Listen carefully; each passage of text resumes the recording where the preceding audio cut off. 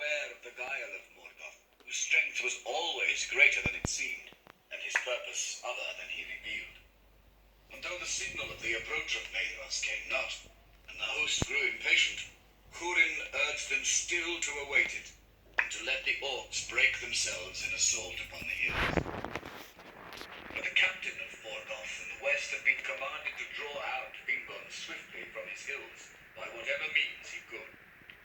He marched on, therefore, until the front of his battle was drawn up before the stream of Sirion, from the walls of the fortress of Aethel Sirion, to the inflowing of Rivil at the fen of Serech.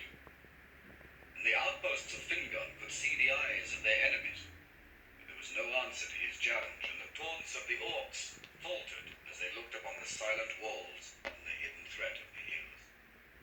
Then the captain of Morgoth sent out riders with tokens of parley, and they rode up before the outworks of the bad Aethel.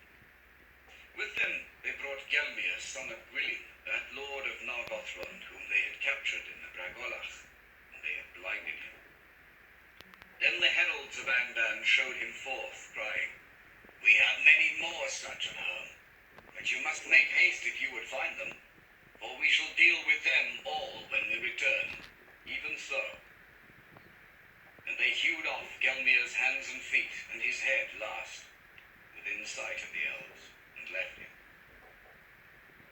By ill chance, at that place in the outworks, stood Gwyndor of Nargothrond, the brother of Gelmir. Now his wrath was kindled to madness, and he leapt forth on horseback, and many riders with him, and they pursued the heralds and slew them, and drove on deep into the main host. And seeing this, all the host of the Noldor was set on fire, and Fingon put on his white helm, and sounded his trumpets, and all the host of Hithlum leapt forth from the hills in sudden onslaught. The light of the drawing of the swords of the Noldor was like a fire in a field of reeds, and so fell and swift was their onset, that almost the designs of Morgoth went astray. Before the army that he had sent westward could be strengthened, it was swept away, and the banners of Fingon passed over Anfaugith, and were raised before the walls of Angband. Ever in the forefront of that battle went Gwyndor and the elves of Nargothrond, and even now they could not be restrained. And they burst through the gate and slew the guards upon the very stairs of Angband, and Morgoth trembled upon his deep throne, hearing them beat upon his doors. But they were trapped there, and all were slain, save Gwyndor only, whom they took alive, for Fingon could not come to their aid. By many secret doors in Thangorodrim, Morgoth had let issue forth his main host that he held in waiting, and Fingon was beaten back with great loss from the walls. Then, in the plain of Anfaugith, on the 4th day of the war, there began, near Neath and Oediad, unnumbered tears, for no song or tale can contain all its grief. The host of Fingon retreated over the sands, and Haldir, lord of the Haladin, was slain in the rearguard. With him fell most of the men of Brethi, and came never back to their woods. But on the 5th day, as night fell, and they were still far from Ered Wethrin, the orcs surrounded the host of Hithlum, and they fought until day, pressed ever closer. In the morning came hope, when the horns of Turgon were heard as he marched up with the main host of Gondolin. For they had been stationed southward guarding the pass of Sirion, and Turgon restrained most of his people from the rash onslaught. Now he hastened to the aid of his brother, and the Gondolindrim were strong and clad in mail, and their ranks shone like a river of steel in the sun. Now the phalanx of the guard of the king broke through the ranks of the orcs, and Turgon hewed his way to the side of his brother. And it is told that the meeting of Turgon with Hurin, who stood beside Fingon, was glad in the midst of battle. Then hope was renewed in the hearts of the elves, and in that very time, at the 3rd hour of morning, the trumpets of Maedhros were heard at last coming up from the east, and the banners of the sons of Feanor assailed the enemy in the rear. Some have said that even then the Eldar might have won the day, had all their hosts proved faithful, for the orcs wavered, and their onslaught was stayed, and already some were turning to flight. Even as the vanguard of Maedhros came upon the orcs. Morgoth loosed his last strength, and Angband was emptied. There came wolves and wolf riders, and there came balrogs and dragons, and Glaurung, father of dragons. The strength and terror of the great worm were now great indeed, and elves and men withered before him. And he came between the hosts of Maedhros and Fingon, and swept them apart. Yet neither by wolf, nor by balrog, nor by dragon would Morgoth have achieved his end, but for the treachery of men. In this hour, the plots of Ulfang were revealed. Many of the Easterlings turned and fled, their hearts being filled with lies and fear. But the sons of Ulfang went over suddenly to Morgoth, and drove in upon the rear of the sons of Feanor, and in the confusion that they wrought, they came near to the standard of Maedhros. They reaped not the reward that Morgoth promised them, for Maglor slew Uldor the Accursed, the leader in treason, and the sons of Bor slew Ulfast and Ulwath, ere they themselves were slain. But new strength of evil men came up that Uldor had summoned, and kept hidden in the eastern hills. And the host of Maedhros was assailed now on 3 sides, and it broke, and was scattered and fled this way and that. Yet fate saved the sons of Feanor, and though all were wounded, none were slain. For they drew together, and gathering a remnant of the Noldor and the Naugrim about them, they hewed a way out of the battle, and escaped far away towards Mount Dolmed in the east. Last of all the eastern force to stand firm were the dwarves of Belegost, and thus they won renown. For the Naugrim withstood fire more hardily than either elves or men, and it was their custom moreover to wear great masks in battle, hideous to look upon, and those stood them in good stead against the dragons. And but for them, Glaurung and his brood would have withered all that was left of the Noldor. But the Naugrim made a circle about him when he assailed them, and even his mighty armor was not full-proof against the blows of their great axes. But when in his rage Glaurung turned and struck down Azaghal, lord of Belegost, and crawled over him, with his last stroke, Azaghal drove a knife into his belly, and so wounded him that he fled the field, and the beasts of Angband in dismay followed after him. Then the dwarves raised up the body of Azaghal, and bore it away, and with slow steps they walked behind, singing a dirge in deep voices, as it were a funeral pomp in their country, and gave no heed more to their foes, and none dared to stay them. But now in the western battle, Fingon and Torgon were assailed by a tide of foes thrice greater than all the force that was left to them. Gothmog, lord of Balrog's, high captain of Angband, was come, and he drove a dark wedge between the elven hosts, surrounding King Fingon, and thrusting Torgon and Hurin aside towards the fen of Sereth. Then he turned upon Fingon. That was a grim meeting. At last Fingon stood alone with his guard dead about him, and he fought with Gothmog, until another Balrog came behind, and cast a thong of fire about him.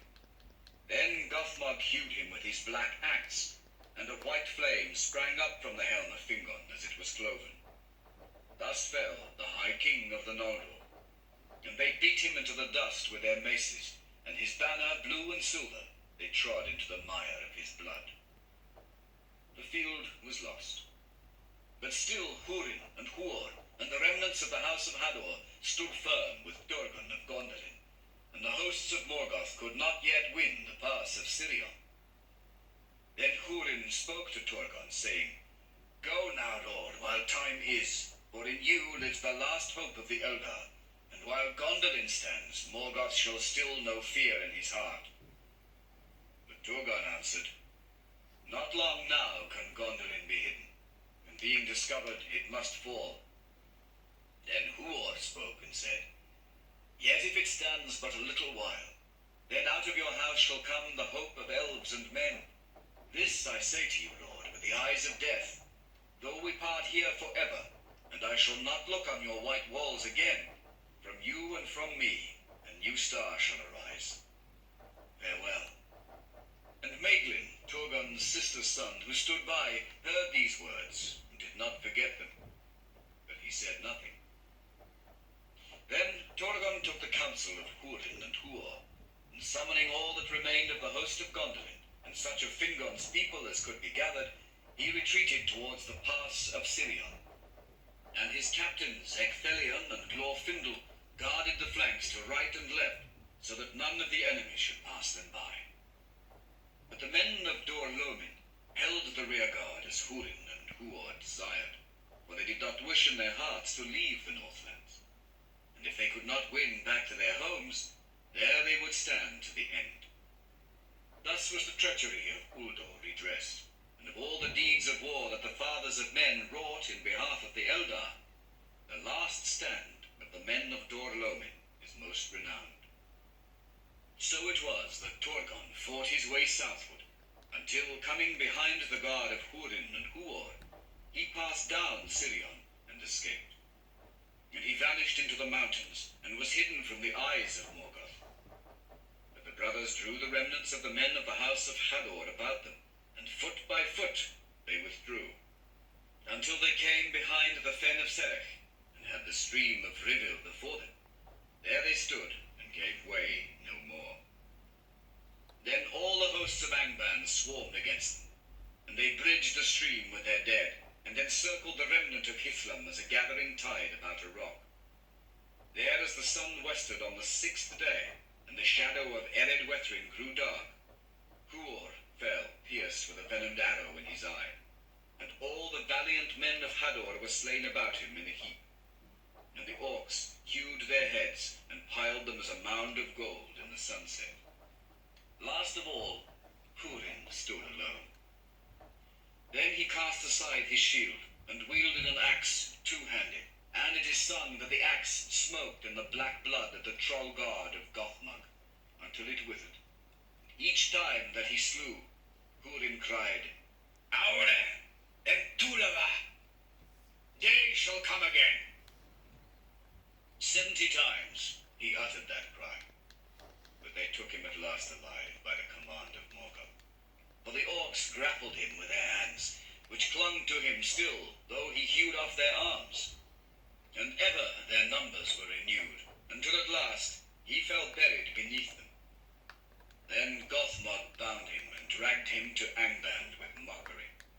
Thus ended Nirnaeth Arnoediad, as the sun went down beyond the sea. Night fell in Hithlum, and there came a great storm of wind out of the west. Great was the triumph of Morgoth, and his design was accomplished in a manner after his own heart. For men took the lives of men, and betrayed the Eldar, and fear and hatred were aroused among those that should have been united against him. From that day, the hearts of the elves were estranged from men, save only those of the 3 houses of the Edain. The realm of Fingon was no more, and the sons of Feanor wandered as leaves before the wind. Their arms were scattered and their league broken, and they took to a wild and woodland life beneath the feet of Ered Lindon, mingling with the green elves of Ossirian, bereft of their power and glory of old. In Brethil, some few of the Haladin yet dwelt in the protection of their woods, and Handir, son of Haldir, was their lord. But to Hithlum came back never one of Fingon's host, nor any of the men of Hador's house, nor any tidings of the battle and the fate of their lords. But Morgoth sent thither the Easterlings that had served him, denying them the rich lands of Beleriand which they coveted, and he shut them in Hithlum, and forbade them to leave it. Such was the reward he gave them for their treachery to Maedhros, to plunder and harass the old and the women and the children of Hador's people. The remnant of the Eldar of Hithlum were taken to the mines of the north and laboured there as thralls, save some that eluded him and escaped into the wilds and the mountains. The orcs and the wolves went freely through all the north, and came ever further southward into Beleriand, even as far as Nantathren, the land of the willows, and the borders of Ossirian, that none was safe in field or wild. The Doriath indeed remained, and the halls of Nargothrond were hidden. But Morgoth gave small heed to them, either because he knew little of them, or because their hour was not yet come in the deep purpose of his malice. Many now fled to the havens and took refuge behind Círdan's walls, and the mariners passed up and down the coast and harried the enemy with swift landings. But in the next year, ere the winter was come, Morgoth sent great strength over Hithlum and Nevrast, and they came down the rivers Brithon and Nenning, and ravaged all the Falas, and besieged the walls of Brithombar and Eglares. Smiths and miners and makers of fire they brought with them, and they set up great engines, and valiantly though they were resisted, they broke the walls at last. Then the havens were laid in ruin, and the tower of Barad Nimras cast down, and the most part of Círdan's people was slain or enslaved. But some went aboard ship and escaped by sea, and among them was Iranian Gilgalad, the son of Fingon, whom his father had sent to the havens after the Dagor Bragolach. This remnant sailed with Círdan south to the Isle of Balar, and they made a refuge for all that could come thither, for they kept a foothold also at the mouths of Sirion, and there many light and swift ships lay hid in the creeks and waters, where the reeds were dense as a forest. And when Torgon heard of this, he sent again his messengers to Sirion's mouths, and besought the aid of Círdan the shipwright. At the bidding of Torgon, Círdan built 7 swift ships, and they sailed out into the west. But no tidings of them came ever back to Balar, save of one, and the last. The mariners of that ship toiled long in the sea, and returning at last in despair, they foundered in a great storm within sight of the coasts of Middle-earth. But one of them was saved by Ulmo from the wrath of Ossel, and the waves bore him up and cast him ashore in Nevrast. His name was Varonwe, and he was one of those that Torgon sent forth as messengers from Gondolin. Now the thought of Morgoth dwelt ever upon Torgon, for Torgon had escaped him. Of all his foes, that one whom he most desired to take or to destroy, and that thought troubled him and marred his victory. For Torgon of the mighty house of Fingolfin was now by right king of all the Noldor, and Morgoth feared and hated the house of Fingolfin, because they had the friendship of Ulmo his foe, and because of the wounds that Fingolfin gave him with his sword. And most of all his kin, Morgoth feared Torgon. For of old in Valinor his eye had lighted upon him, and whenever he drew near a shadow had fallen on his spirit, foreboding that in some time that yet lay hidden from Torgon ruin should come to him. Therefore Hurin was brought before Morgoth, for Morgoth knew that he had the friendship of the king of Gondolin. But Hurin defied him and mocked him. Then Morgoth cursed Hurin and Morwen and their offspring, and set a doom upon them of darkness and sorrow. And taking Hurin from prison, he set him in a chair of stone upon a high place of Thangorodrim. There he was bound by the power of Morgoth. And Morgoth, standing beside him, cursed him again, and he said, "Sit now there, and look out upon the lands where evil and despair shall come upon those whom thou lovest. Thou hast dared to mock me, and to question the power of Melkor, master of the fates of Arda. Therefore, with my eyes thou shalt see, and with my ears thou shalt hear, and never shalt thou move from this place until all is fulfilled unto its bitter end." And even so it came to pass. But it is not said that Hurin asked ever of Morgoth either mercy or death, for himself, or for any of his kin. By the command of Morgoth, the orcs with great labor gathered all the bodies of those who had fallen in the great battle, all their harness and weapons, and piled them in a great mound in the midst of Anfaugith. And it was like a hill that could be seen from afar.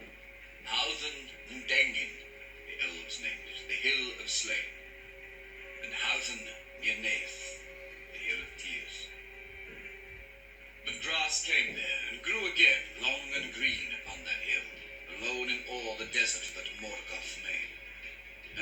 creature of Morgoth, trod thereafter upon the earth beneath which the swords of the Eldar and the Edain crumbled into rust.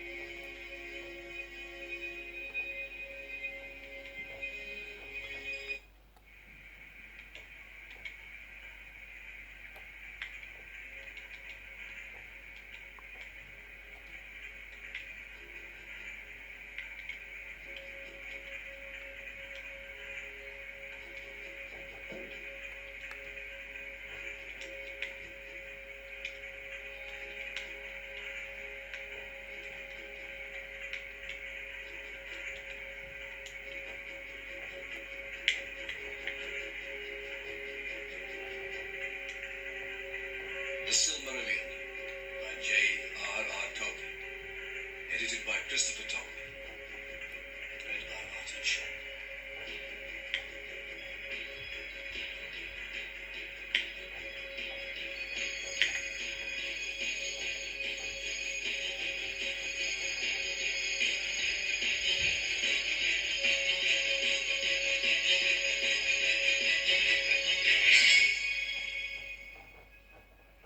Of Turin Turambar. Rian, daughter of Belegund, was the wife of Huar, son of Galdor. And she was wedded to him 2 months before he went with Hurin his brother to the Nirnaeth Arnoediad. When no tidings came of her lord, she fled into the wild. But she was aided by the grey elves of Mithrin, and when her son Dur was born, they fostered him. Then Rian departed from Ithlam, and going to the Howthan and Dengin, she laid herself down upon it and died. Morwen, daughter of Barakand, was the wife of Hurin, lord of Dor-Lomin, and their son was Turin, who was born in the year that Beren Echanian came upon Luthien in the forest of Neldoreth. A daughter they had also, who was called Lalaith, which is laughter, and she was beloved by Turin, her brother. But when she was 3 years old, there came a pestilence to Ithlam, born on an evil wind out of Angband, and she died. Now after the Nirnaeth Arnoediad, Morwen abode still in Dor-Lomin, for Turin was but 8 years old, and she was again with child. Those days were evil, for the Easterlings that came into Ithlam despised the remnant of the people of Hador, and they oppressed them, and took their lands and their goods, and enslaved their children. But so great was the beauty and majesty of the Lady of Dor-Lomin, that the Easterlings were afraid, and dared not to lay hands upon her or her household. And they whispered among themselves, saying that she was perilous, and a witch skilled in magic, and in league with the elves. Yet she was now poor, and without aid, save that she was succoured secretly by a kinswoman of Hurin, named Eärinn, whom Brodda, an Easterling, had taken as his wife. And Morwen feared greatly that Turin would be taken from her and enslaved. Therefore it came into her heart to send him away in secret, and to beg King Thingol to harbour him. For Beren, son of Barahir, was her father's kinsman, and he had been, moreover, a friend of Hurin ere evil befell. Therefore, in the autumn of the year of lamentation, Morwen sent Turin forth over the mountains, with 2 aged servants, bidding them find entry, if they could, into the kingdom of Doriath. Thus was the fate of Turin woven, which is full told in that lay that is called Narn Hin Hurin, the tale of the children of Hurin, and is the longest of all the lays that speak of those days. Here that tale is told in brief, for it is woven with the fate of the Silmarils and of the elves, and it is called the Tale of Grief, for it is sorrowful, and in it are revealed most evil works of Morgoth Auglir. In the first beginning of the year, Morwen gave birth to her child, a daughter of Hurin, and she named her Nianor, which is mourning. But Turin and his companions, passing through great perils, came at last to the borders of Doriath, and there they were found by Beleg Strongbow, chief of the March Wardens of King Thingol, who led them to Menegroth. Then Thingol received Turin, and took him even to his own fostering, in honor of Hurin the Steadfast. For Thingol's mood was changed towards the houses of the elf friends. Thereafter, messengers went north to Hithlam, bidding Morwen leave Dor-Lomin, and return with them to Doriath. But still she would not leave the house in which she had dwelt with Hurin. And when the elves departed, she sent with them the dragon helm of Dor-Lomin, greatest of the heirlooms of the house of Hador. Turin grew fair and strong in Doriath, but he was marked with sorrow. For 9 years he dwelt in Thingol's halls, and during that time his grief grew less, for messengers went at times to Hithlam, and returning they brought better tidings of Morwen and Nianor. But there came a day when the messengers did not return out of the north, and Thingol would send no more. Then Turin was filled with fear for his mother and his sister, and in grimness of heart he went before the king and asked for mail and sword. And he put on the dragon helm of Dor-Lomin, and went out to battle on the marches of Doriath, and became the companion in arms of Beleg Cuthalion. And when 3 years had passed, Turin returned again to Menegroth. But he came from the wild and was unkempt, and his gear and garments were way-worn. Now, one there was in Doriath, of the people of the Nandor, high in the councils of the king. Seoros was his name. He had long begrudged to Turin the honor he received as Thingol's foster son, and seated opposite to him at the board, he taunted him, saying, "If the men of Hithlam are so wild and fell, of what sort are the women of that land? Do they run like deer, clad only in their hair?" Then Turin, in great anger, took up a drinking vessel and cast it at Seoros, and he was grievously hurt. On the next day, Seoros waylaid Turin as he set out from Menegroth to return to the marches. But Turin overcame him and set him to run naked as a hunted beast through the woods. Then Seoros, fleeing in terror before him, fell into the chasm of a stream, and his body was broken on a great rock in the water. But others coming saw what was done, and Mablung was among them. And he bade Turin return with him to Menegroth, and abide the judgment of the king, seeking his pardon. But Turin, deeming himself now an outlawed and fearing to be held captive, refused Mablung's bidding, and turned swiftly away. And passing through the girdle of Melian, he came into the woods west of Sirion. There he joined himself to a band of such houseless and desperate men as could be found in those evil days lurking in the wild. And their hands were turned against all who came in their path, elves and men and orcs. But when all that had befallen was told and searched out before Thingol, the king pardoned Turin, holding him wronged. In that time, Beleg Strongbow returned from the north marches and came to Menegroth, seeking him. And Thingol spoke to Beleg, saying, "I grieve, Cuthalion, for I took Hurin's son as my son, and so he shall remain, unless Hurin himself should return out of the shadows to claim his own. I would not have any say that Turin was driven forth unjustly into the wild, and gladly would I welcome him back, for I loved him well." And Beleg answered, "I will seek Turin until I find him, and I will bring him back to Menegroth if I can, for I love him also." Then Beleg departed from Menegroth, and far across Beleriand he sought in vain for tidings of Turin through many perils. But Turin abode long among the outlaws. He became their captain, and he named himself Nathan the Wronged. Very warily they dwelt in the wooded lands south of Tegli. But when a year had passed since Turin fled from Doriath, Beleg came upon their lair by night. It chanced that at that time Turin was gone from the camp, And the outlaws seized Beleg and bound him and treated him cruelly, for they feared him as a spy of the king of Doriath. But Hurin returning, and seeing what was done, was stricken with remorse for all their evil and lawless deeds, and he released Beleg, and they renewed their friendship, and Hurin forswore thenceforward war or plunder against all save the servants of Angband. Then Beleg told Hurin of King Thingol's part, and he sought to persuade him by all means that he might to return with him to Doriath, saying that there was great need of his strength and valor on the north marches of the realm.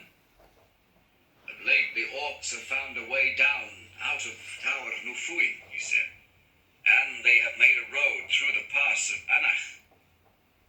I do not remember it, said Hurin. Never did we go so far from the borders, said Beleg, but you have seen the peaks of the Crissaegrim far off, and to the east the dark walls of the Gorgoroth. Anach lies between, above the high springs of Minded, a hard and dangerous road. Yet many come by it now, and Dimbar, which used to be in peace, is falling under the Black Hand, and the men of Brethiel are troubled. We are needed there. But in the pride of his heart, Hurin refused the pardon of the king, and the words of Beleg were of no avail to change his mood. And he, for his part, urged Beleg to remain with him in the lands west of Sirion, but that Beleg would not do. And he said, "Hard you are, Hurin, and stubborn. Now the turn is mine.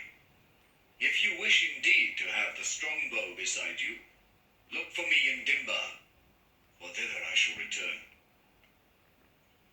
On the next day Beleg set out, and Hurin went with him a bowshot from the camp, but he said nothing. "Is it farewell then, son of Hurin?" said Beleg. Then Hurin looked out westward, and he saw far off the great height of Amon Ruth. And unwitting of what lay before him, he answered, "You have said, seek me in Dimbar, but I say, seek for me on Amon Ruth, else this is our last farewell." Then they parted in friendship, yet in sadness. Now Beleg returned to the 1,000 Caves, and coming before Thingol and Melian, he told them of all that had befallen, save only of his evil handling by Hurin's companions. Then Thingol sighed, and he said, "What more would Hurin have me do?" "Give me leave, Lord," said Beleg, "and I will guard him and guide him as I may. Then no man shall say that elven words are lightly spoken, nor would I wish to see so great a good run to